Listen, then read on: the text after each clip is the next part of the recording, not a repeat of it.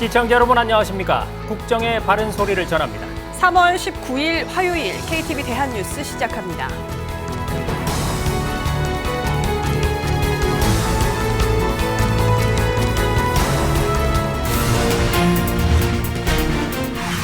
정부가 의료 현장을 이탈한 전공의 1,300여 명에게 수련병원으로 복귀하라는 업무 개시 명령을 공고했습니다.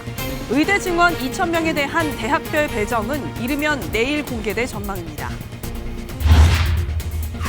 윤석열 대통령이 국무회의를 주재한 자리에서 의대 증원의 필요성을 호소했습니다. 의사 면허를 국민을 위협하는 수단으로 사용해선 안 된다고 강조했습니다. 지금 우리 앞에 있는 의료 개혁이 바로 국민을 위한 우리의 과업이며 국민의 명령입니다. 오늘 21번째 민생토론회가 도시혁신으로 만드는 새로운 한강의 기적을 주제로 열렸습니다. 윤 대통령은 공시가격 현실화 로드맵을 폐지하겠다는 방침을 밝혔습니다. 정부가 서울 영등포와 구로 등 서울의 원도심을 대개조해 도시 공간을 혁신하는 뉴빌리지 사업 추진에 나섭니다. 노후화된 단독주택과 빌라를 재정비해 주민들이 깨끗한 주거 생활을 누릴 수 있게 할 계획입니다. 네, 첫 소식 오늘도 의료 현장 상황부터 살펴보겠습니다. 정부가 현장을 이탈한 전공의 중 연락이 닿지 않는 1,300여 명에게 복지부 장관 명의로 업무 개시 명령을 공고했습니다. 한편 의대 증원 2,000명에 대한 대학별 배정 결과가 곧 공개될 전망입니다. 이혜진 기자입니다. 보건복지부가 집단사직 후 돌아오지 않는 전공의 1,308명을 대상으로 업무 개시 명령을 공시 송달했습니다. 집 주소를 알 수 없거나 문이 닫혀 업무 개시 명령을 전달하기 어려운 경우 보건복지부 누리집에 장관 명의로 공고합니다.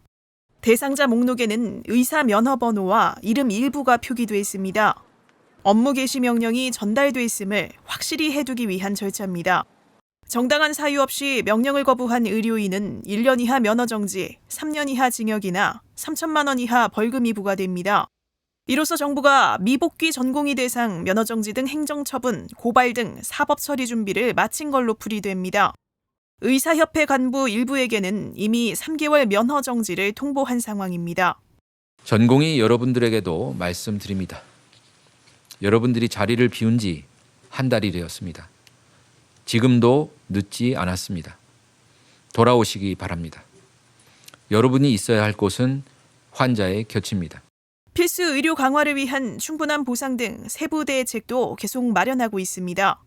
의사나 간호사 등 전문 인력이 응급수술 준비를 위해 대기하는 시간도 추가로 보상할 계획입니다. 의대 증원 2,000명에 대한 대학별 배분 결과는 이르면 20일 공개될 걸로 보입니다. 정부는 그동안 지역의료 인프라 확충과 소규모 의대 역량 강화를 강조해왔습니다. 그런 만큼 늘어난 정원은 비수도권에 80%가량 집중될 걸로 예상됩니다.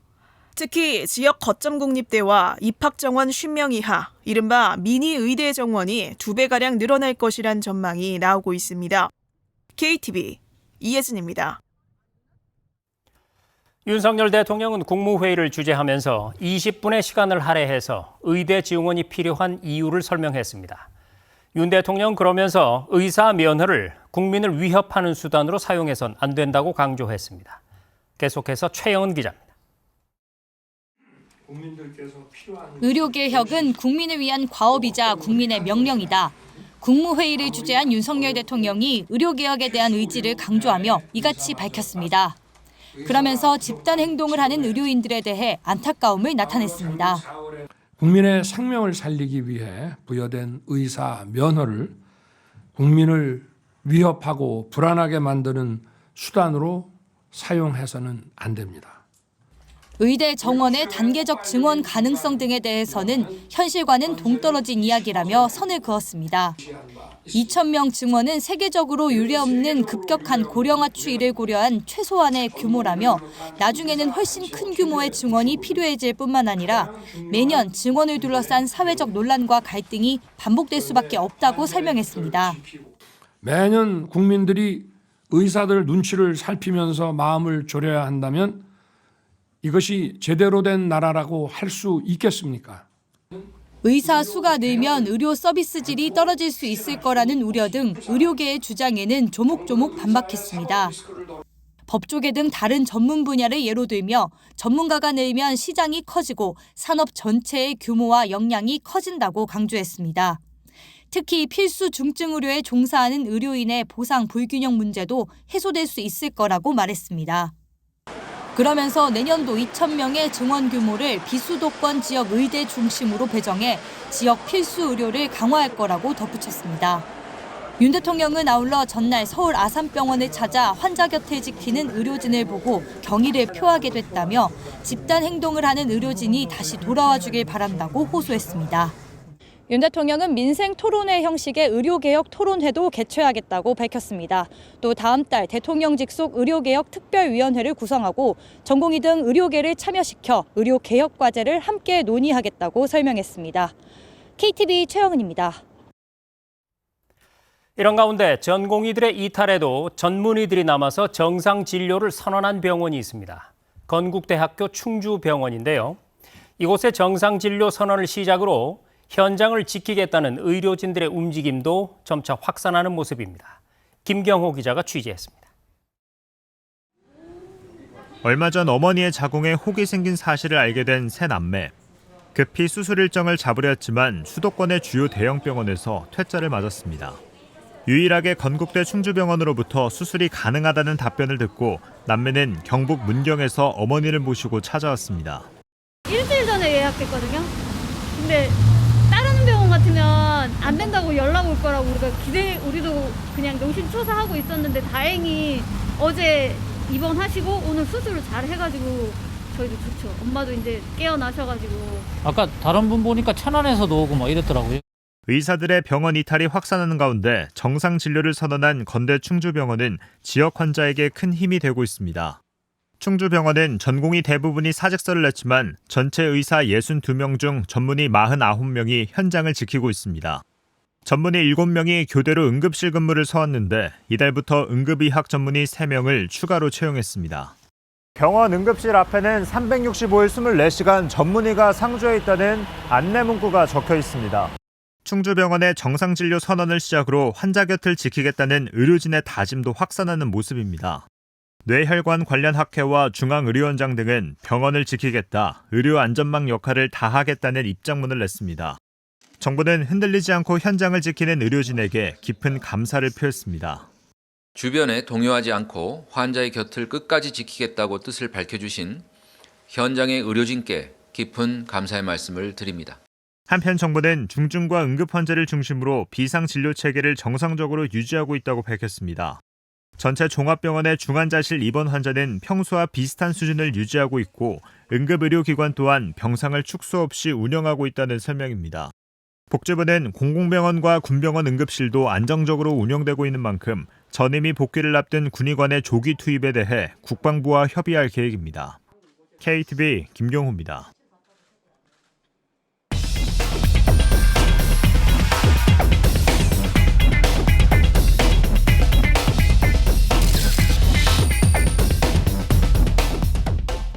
네, 계속해서 윤석열 대통령 주재로 열린 국무회의 소식 취재기자와 함께 자세히 짚어봅니다. 자, 김창규 기자, 요즘 높은 장바구니 물가 때문에 국민들의 부담이 커지고 있습니다. 윤 대통령이 국무회의를 주재하면서 범부처적인 물가 관리를 당부했죠. 네, 그렇습니다. 금사과, 금배 많이 들어보셨을 텐데요. 이 과일을 비롯한 농산물 가격과 국제유가 강세로 장바구니 물가 부담이 커지고 있습니다. 지난달 물가 상승률은 2%대로 떨어진 지 한 달 만에 3.1%로 올랐습니다. 윤 대통령은 과일과 채소 가격이 단기간에 하락하긴 어려울 거라고 진단하면서 장바구니 부담을 덜겠다고 약속했는데요. 관련 발언 들어보시죠. 정부는 가격 할인 지원으로 사과를 비롯한 과체류 가격을 직접 낮추고 할당 관세 적용과 정부 직수입을 통해 대체 과일을 신속히 늘려서 국민 여러분의 장바구니 부담을 덜어드리겠습니다. 앞서 정부는 긴급 농축산물 가격 안정자금 총 1,500억 원을 가격이 안정될 때까지 확대 집행하기로 하는 등 물가 잡기에 총력을 다해왔는데요. 정부가 대규모 할인 지원에 나서면서 금값이 됐던 사과와 배 소매가가 일시적으로 내렸지만 지난해와 비교할 때 각각 5.6%, 52% 높은 수준입니다. 윤 대통령은 물가 2%대 조기 안착으로 민생이 안정될 수 있도록 모든 부처가 경각심을 가져달라고 당부했습니다. 네, 이번 학기부터 본격 시행에 들어간 늘봄 학교 얘기도 나왔는데요. 윤 대통령이 직접 학교 현장에 찾아갔었죠. 네, 그렇습니다. 윤 대통령은 경기 하남과 전남 무안 등 늘봄 학교 현장을 둘러봤었는데요. 이 늘봄 학교에 대해 아이를 제대로 돌보고 키우는 것은 대통령과 정부의 헌법상 책무라고 강조했습니다. 늘봄 학교는 교육 현장에서 빠르게 자리 잡고 있다는 평가인데요. 윤 대통령도 국무회의에서 필요한 지원을 아끼지 않을 거라 말하면서 교육부와 복지부 외에도 모든 부처가 도와줄 걸 당부했습니다. 한편 국무회의에서는 저출산 고령사회 기본법 시행령 일부 개정령안이 의결됐는데요. 이에 따라 첫 만남 이용권 사용 기한이 출생 후 2년이 되는 날까지로 1년 늘고 지급 금액도 최대 300만 원까지 상향돼 양육비 부담이 줄어들 전망입니다. 자, 우리나라의 초고령 사회 진입이 눈앞으로 다가왔다는 소식이 들립니다. 윤 대통령이 어르신들을 위한 정책에도 각별히 신경 쓰겠다 이렇게 밝혔죠? 네, 맞습니다. 우리나라는 올해 노인 인구가 1,000만 명을 넘고 내년에는 65세 이상이 전체 인구의 20%를 넘는 초고령화 사회에 진입할 걸로 전망되죠. 정부는 올해 기초연금을 인상하고 노인 일자리도 역대 가장 큰 폭으로 확대했는데요. 윤 대통령은 올해 어르신들의 삶의 질을 높이는 정책을 더 적극적으로 추진하겠다고 밝혔습니다. 또 지난 7일 열린 청년을 위한 민생 토론회를 언급하며 청년을 국정 운영의 동반자라고 했는데요. 발언 듣고 이어가겠습니다. 국민을 위한 개혁을 추진하고 국민이 바라는 나라를 만들기 위해서는 기득권과 이권 카르텔에서 자유로운 청년들의 힘이 꼭 필요합니다. 윤 대통령은 정부 출범 이후 모든 부처에 선발한 청년 보좌역을 비롯해 청년층의 고민과 아이디어가 정책에 반영될 수 있도록 소통 채널을 긴밀하게 구축해달라고 주문했습니다. 자, 그리고 18일부터 서울에서 민주주의 정상회의가 시작이 됐습니다. 미국을 제외하고는 우리나라가 처음으로 단독 주최하는 회의로 알고 있는데 윤 대통령이 직접 분과회의를 주재하죠. 네, 맞습니다. 윤 대통령은 20일 저녁 본회의에서 기술, 선거 및 가짜뉴스에 관한 세션을 직접 주재할 예정이라고 밝혔습니다.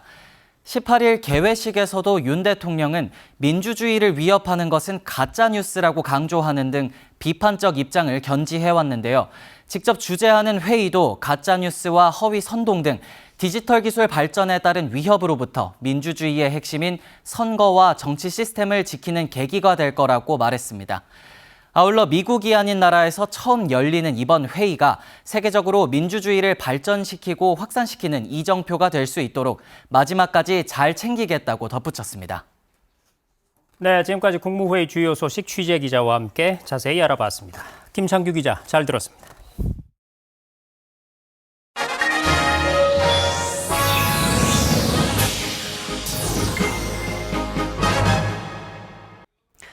새로운 한강의 기적을 주제로 한 21번째 민생토론회가 열렸습니다. 윤석열 대통령은 이전 정부에서 도입된 공시가격 현실화 계획의 폐지 방침을 공식적으로 밝혔는데요. 우리 정부는 더 이상 국민들께서 마음 졸이는 일이 없도록 무모한 공시가격 현실화 계획을 전면 폐지할 것입니다. 정부는 법 개정 추진과 함께 새로운 공시가격 산정 방식을 마련할 방침입니다. 문기혁 기자입니다. 보유세뿐만 아니라 건강보험료 등 행정복지제도의 기준이 되는 부동산 공시가격. 윤석열 대통령이 전임 정부에서 도입된 공시가격 현실화 로드맵을 폐지하겠다는 방침을 공식적으로 밝혔습니다. 시세 대비 공시가격 비율을 매년 단계적으로 높여 2035년까지 90%로 끌어올리겠다는 내용의 로드맵을 전면 백지화하겠다는 겁니다. 공시가격을 매년 인위적으로 상승시키는 소위 공시가격 현실화 계획을 시행을 했는데 곳곳에서 엄청난 부작용이 드러나고 국민들의 고통만 커졌습니다.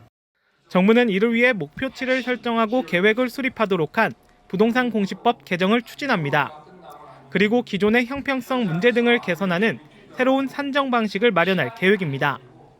다만 내년 공시가격을 어떻게 산정할지 발표해야 하는 오는 11월 전에 법 개정이 이루어지지 않을 경우 올해처럼 현실화율을 고정하는 방식을 준비하고 있습니다. 우리 정부는 더 이상 국민들께서 마음 졸이는 일이 없도록 무모한 공시가격 현실화 계획을 전면 폐지할 것입니다. 윤 대통령은 이날 민생토론회에서 서울의 문화예술 인프라 재정비 계획도 밝혔습니다. 영등포구에서 물레동에 추진하는 예술의 전당 사업과 서울시가 여의도 공원에 추진하는 제2세종문화회관 건립 사업이 속도감 있게 추진될 수 있도록 신속한 투자 심사 진행 등 제도적 지원을 아끼지 않을 것입니다. 또 노후화된 공간 등을 활용해 문화예술 창작 공간을 지속 확충하겠다고 덧붙였습니다. KTV 문기혁입니다. 서울 시내 준공업지구는 과거 산업화 시대 한강의 기적의 발상지였지만 이후 활력을 잃으면서 낙후 지역으로 변했는데요. 정부가 영등포와 구로 등 서울 원도심의 공간을 혁신하는 뉴빌리지 사업 추진에 나섭니다. 계속해서 이리나 기자의 보도입니다.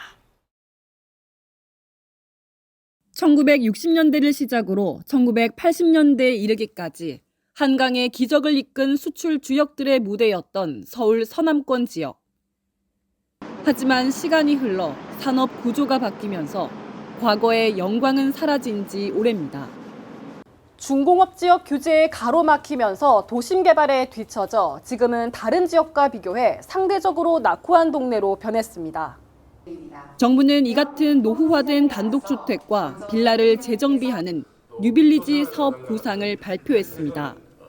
모든 주민들이 깨끗한 집과 아파트 수준의 커뮤니티 시설을 누릴 수 있도록 뉴빌리지 사업, 약칭 뉴빌 사업을 도입하겠습니다.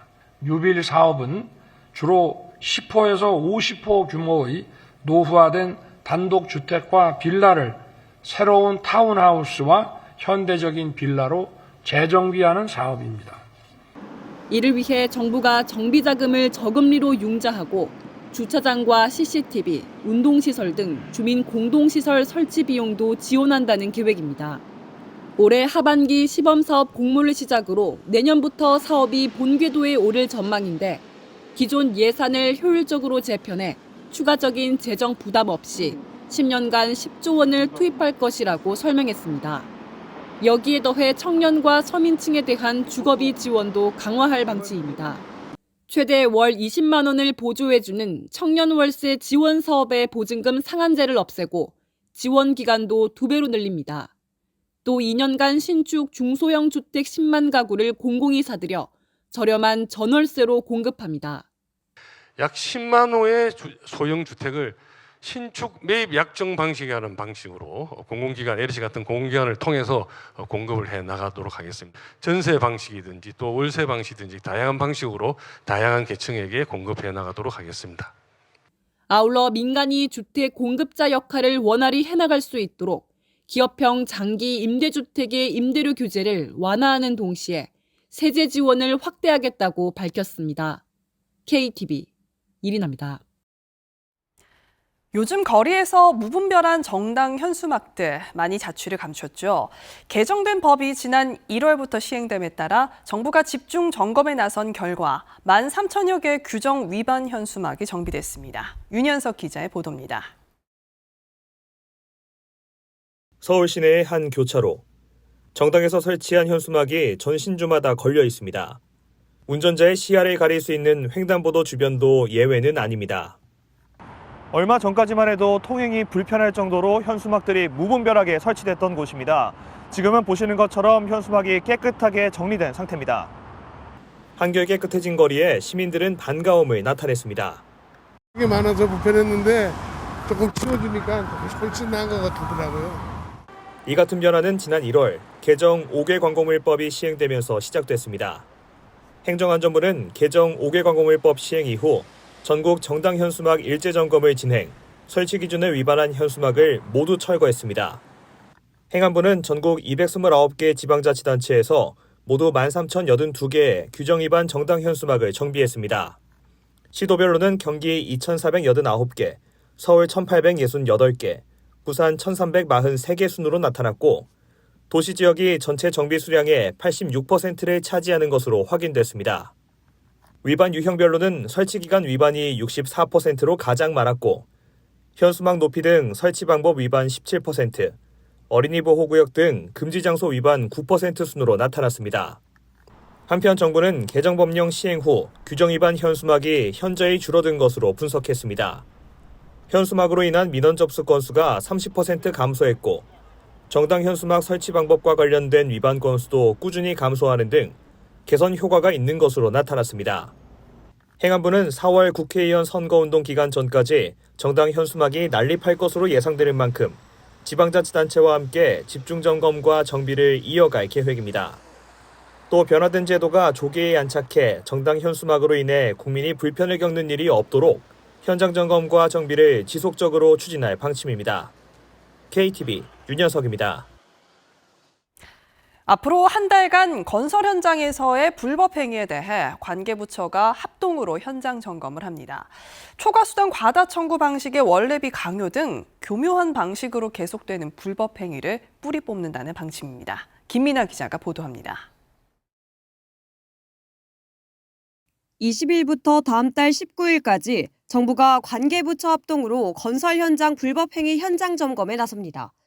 꾸준한 건설 현장 폭력 행위 단속을 통해 고질적인 불법 행위는 줄었지만 교묘한 수법으로 진화하고 있기 때문입니다.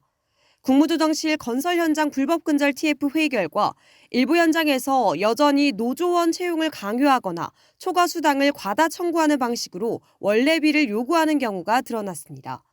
정부는 현장 점검으로 일부 건설 현장의 불법적 움직임을 사전에 막고 점검 결과를 토대로 다음 달 22일부터 5월 31일까지 집중 단속을 벌입니다. 국토부는 건설사 대상 전수조사를 실시한 뒤 5개 권역별 지방국토청과 고용지청, 시도경찰청으로 구성된 지역실무협의체를 가동해 불법 행위를 집중 점검합니다.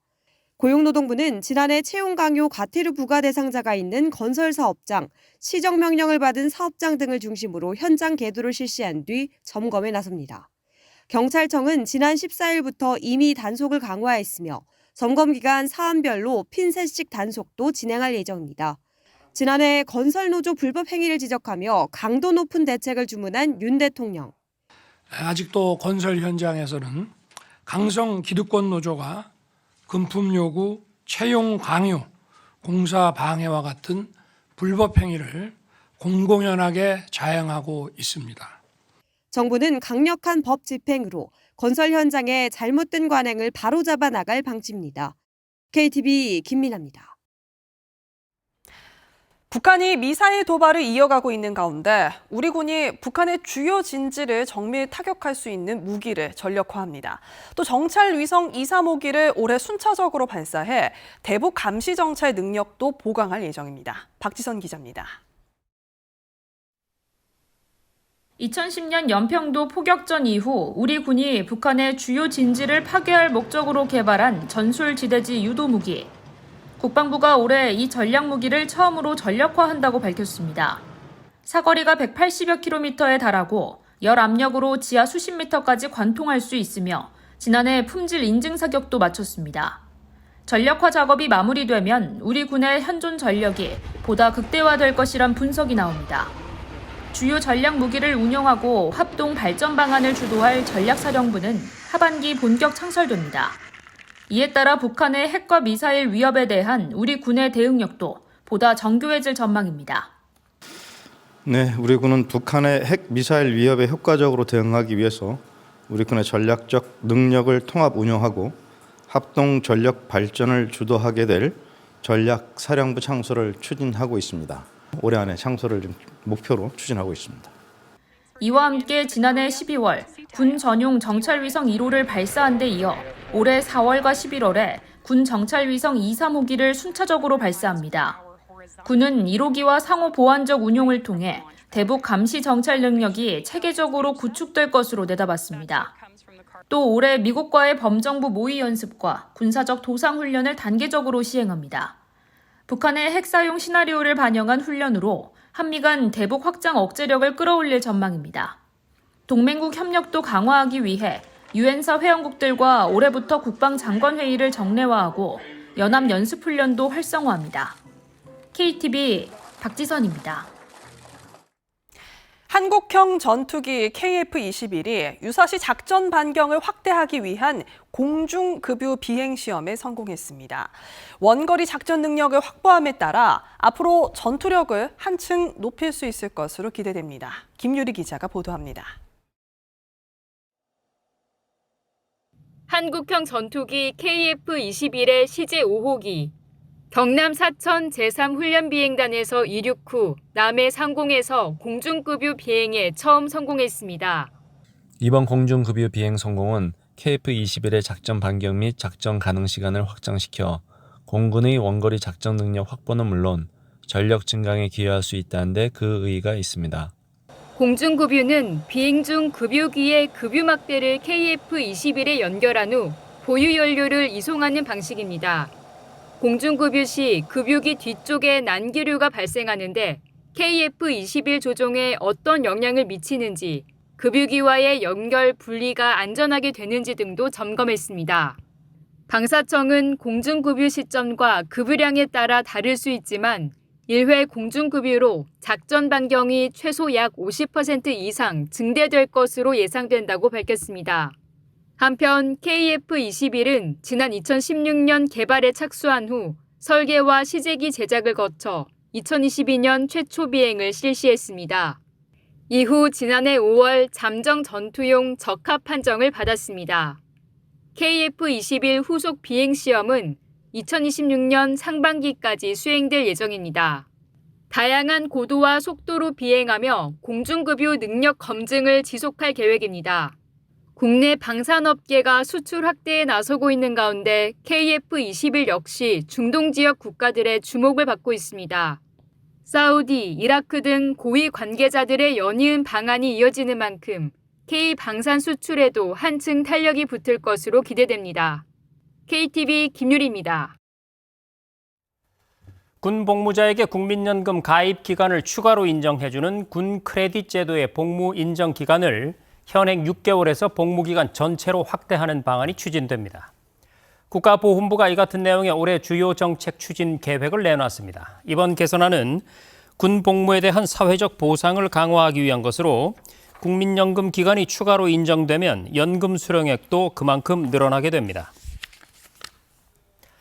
자본시장 선진화 관련 전문가 간담회를 주재한 최상목 경제부총리는 기업이 주주 환원을 확대하면 법인세 부담을 완화하겠다고 밝혔습니다. 그러면서 배당 확대로 주주에게 실질적인 혜택이 더 돌아가도록 배당을 확대하는 기업 주주에 대해 높은 배당 소득세 부담을 경감하겠다고 덧붙였습니다. 한편 현재 준비 중인 기업가치 향상 자원 방안은 최대한 일정을 당겨 4월 중 추가 세미나 등을 통해 5월 초에 확정하겠다고 설명했습니다.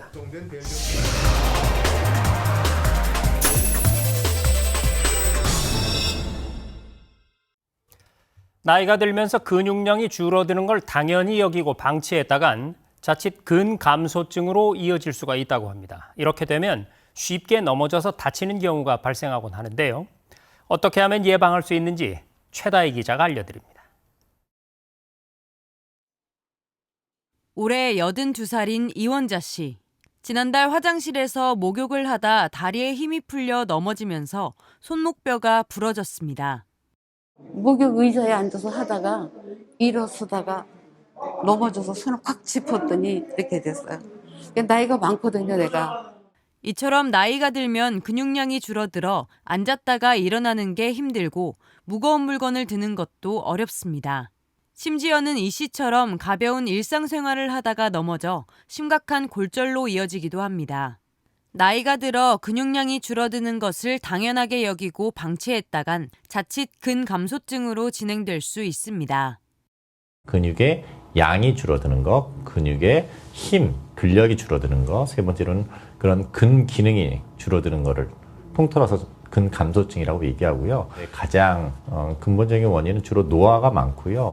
근감소증 환자는 근력이 떨어지기 때문에 걸음 속도가 현저히 줄어들거나 걷다가 근육의 힘이 잘 받쳐주지 못해 넘어지는 경우가 많습니다.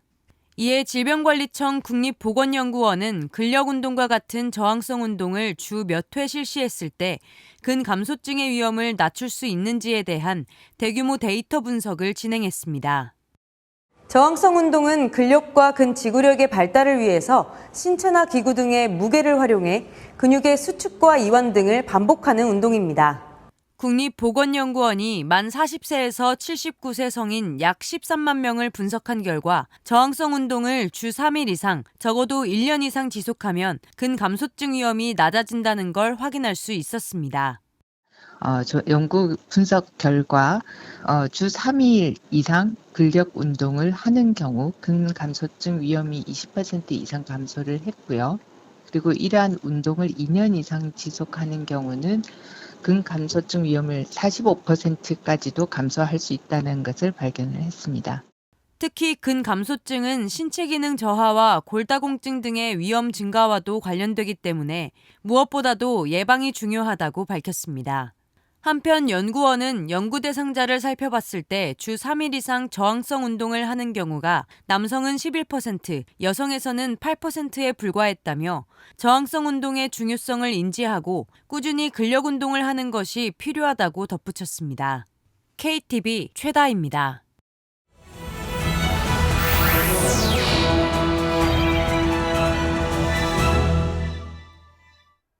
국정을 더 촘촘히 살펴봅니다. 보도자료 브리핑입니다. 청소년들이 일상에서 자주 이용하는 편의점, 정부가 CU, GS 리테일, 이마트 24, C스페이스 24 등 전국 4만여 개 편의점과 함께 고립 은둔 청소년을 발굴하고 지원하기로 했습니다.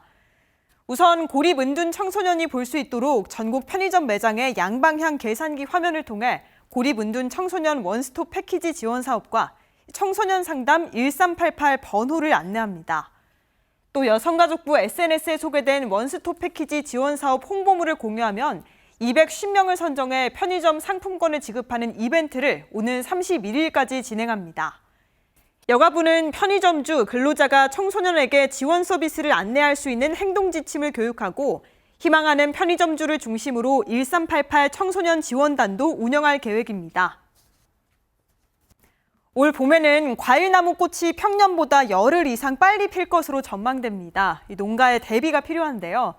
농촌진흥청이 생물계절 예측 모델을 통해 배, 복숭아, 사과의 개화 시기를 분석한 결과 각각 최대 9일, 12일, 11일 빠를 것으로 예측됐습니다. 3월 기온이 높아 과일나무 개화가 빨라지면 4월 초 저온으로 인한 꽃눈 피해를 보기 쉬운데요. 피해 예방을 위해서는 과수 생육 품질 관리 시스템 누리집을 통해 이상 저온 발생 정보를 확인하고 과수원 꽃눈 상태를 자주 점검해 냉해 예방 영양제 등을 제때 살포해야 합니다. 또 개화기 저온 피해 규모가 큰 만큼 우려되는 지역에서는 물뿌림 장치 같은 예방시설을 미리 점검해 철저히 대비해야 합니다. 국내 디지털 피아노 시장 업계 1위인 영창이 대리점들 간 가격 할인 경쟁을 막아온 것으로 나타났습니다. 공정위는 시정명령과 함께 과징금 1억 6천만 원을 부과했습니다.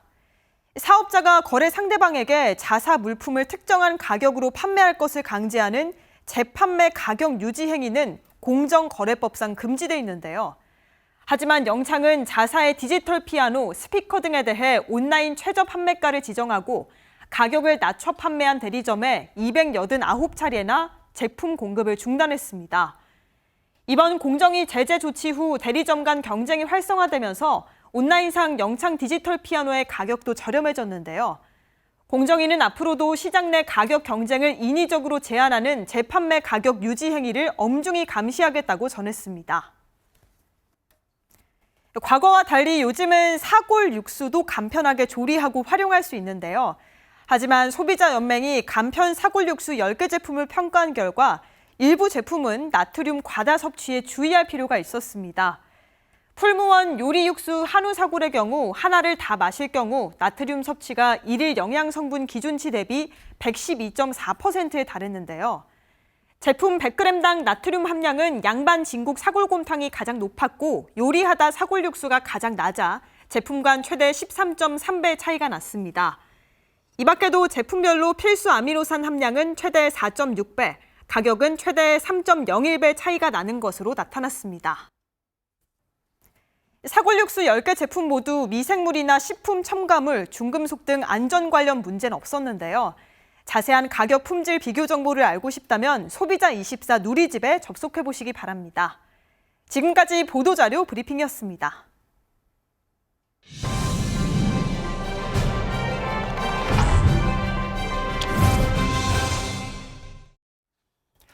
여러분은 이른바 꿈의 직장이라고 하면 어떤 기업들을 떠올리십니까? 지금의 중장년 세대에게 꿈의 직장이 대기업이나 공기업이었다면 요즘 청년들은 정보기술이나 플랫폼 기업, 또 게임 업체 등을 꼽는데요. 자, 그렇다면 우리 청년들이 선호하는 이 기업들이 과연 그들에게 꿈의 직장이 되어주고 있을까요? 고용노동부가 지난해 12월부터 지난달까지 청년들이 많이 일하는 이 분야 기업들 60곳에 대해서 집중 감독을 벌였는데 그 결과가 놀랍습니다. 모두 200건이 넘는 법 위반 사례가 적발됐는데 차별과 폭언 같은 갑질은 기본에다 총 46곳에서 14억 원이 넘게 임금을 주지 않은 걸로 드러난 겁니다. 특히 임금 체불의 경우는 정해진 연장 수당만 주고 아무리 일을 더 해도 초과 수당을 주지 않거나 휴가를 덜 주어놓고 미사용 수당을 주지 않는 등 다양하고 교묘한 방식으로 이루어진 걸로 나타났습니다. 청년들이 일한 만큼의 임금도 정당한 휴식권도 보장받지 못하는 철저한 노동약자인 현실을 바로잡기 위해서 정부가 팔을 걷어붙였습니다. 이번 감독 결과를 바탕으로 전국의 규모가 작은 IT 벤처기업들을 대상으로 집중 점검을 이어가는 한편 현장에서 수렴한 청년들의 의견을 반영해서 앞으로 근로 감독 때 연차 등 휴식권에 대한 증빙 서류 점검을 의무화하기로 했습니다. 이전 세대에겐 직업적 안정성이 꿈의 직장의 기준이었다면 지금의 청년들은 자신의 꿈을 키우고 실현할 수 있는 곳을 그렇게 부릅니다. 정부의 지속적인 감독과 업계의 자성과 개선 노력이 합쳐져서 사회관계망에 회자되는 꿈에만 나와서 꿈의 직장이라는 청년들의 자조 섞인 한탄이 사라지길 기대해 봅니다. 정책의 자물쇠를 여는 열쇠말, 꿈에만 있는 꿈의 직장이었습니다.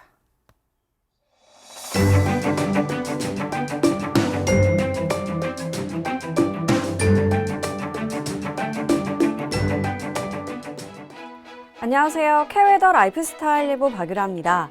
현재 서쪽을 중심으로 옅은 황사가 나타나고 있고 초미세먼지 농도도 높게 나타나고 있는데요. 저녁까지 이어지다 이후에는 차츰 옅어지겠고 내일은 다시 맑은 공기질을 회복하겠습니다. 강원 지역은 저녁부터 내일 낮 사이 비 또는 눈이 오겠는데요. 눈의 양은 최고 20cm 이상, 영서와 강원 동해안 지역은 최고 5cm 이상이 되겠습니다. 그 밖에 경기 동부와 충북 북부 지역도 밤부터 내일 새벽 사이 빗방울이나 눈발이 떨어질 때가 있겠습니다. 다음은 자세한 지역별 날씨입니다. 중부지방 이맘때보다 낮은 기온을 보이며 쌀쌀하겠습니다. 한낮 기온 서울이 8도, 춘천 9도가 되겠습니다. 동해안도 종일 다소 춥거나 쌀쌀하겠는데요. 아침 기온 속초 1도, 강릉 2도로 시작해 낮에는 6도에 머물겠습니다. 남부지방도 평년보다 쌀쌀한 날씨가 예상됩니다. 낮 최고 기온 광주 10도, 부산 13도를 보이겠습니다. 동해상으로 비 또는 눈이 오겠고요. 물결은 대부분 해상에서 최고 3.5에서 5m까지 매우 높게 일겠습니다. 금요일부터는 다시 평년 기온을 웃돌며 포근해지겠고요. 중부와 전북, 경북에 비가 시작돼 토요일에는 전국으로 확대되겠습니다. 날씨였습니다. 꽃가루가 날리는 봄이 되면 재채기와 콧물 등 알레르기성 비염 증상으로 고생하시는 분들 많은데요. 아침, 저녁 생리식염수로 코 속을 세척해주면 꽃가루뿐 아니라 황사나 미세먼지를 씻어내는 효과도 있다고 하니까요. 참고하시면 좋겠습니다. KTV 대한뉴스 오늘 저희가 준비한 소식은 여기까지입니다. 시청해주신 여러분 고맙습니다.